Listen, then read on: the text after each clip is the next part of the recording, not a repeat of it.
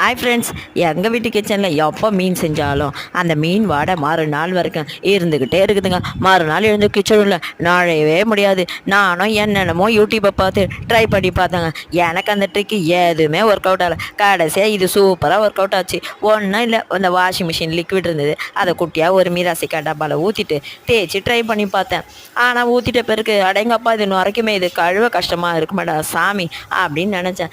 எனக்கே ஆச்சரியமாக இருந்தது. நுரைக்கவும் இல்லை, கிச்சன் மேடே நல்லா பலன்னு இருந்ததுங்க. வாசனையாக சும்மா கமன்னு இருந்தது. மறுநாள் கிச்சன் உள்ள எழுந்து போனால் வாசனை சும்மா அல்டிமேட்டு, வேறு லெவலு. 2 in 1. கிச்சனும் க்ளீன் ஆச்சு, வாசனையாக சும்மா சூப்பராக இருந்ததுங்க. வீட்டில் உள்ள பொருளை வச்சு எப்படி நம்ம கிச்சனை நல்லா மணக்க வைக்கிறது அப்படின்றதுக்கு இந்த ட்ரிக் ரொம்ப யூஸ்ஃபுல்லாக இருக்குதுங்க. நீங்களும் உங்கள் வீட்டில் வாஷிங் மிஷின் லிக்விட் கண்டிப்பாக இருக்கும். இதை ட்ரை பண்ணி பார்த்துட்டு இந்த வீடியோ பிடிச்சா லைக் பண்ணுங்கள், நம்ம சேனலை சப்ஸ்கிரைப் பண்ணுங்கள், கருத்துக்களை கமெண்ட்டில் சொல்லுங்கள். தேங்க்யூ.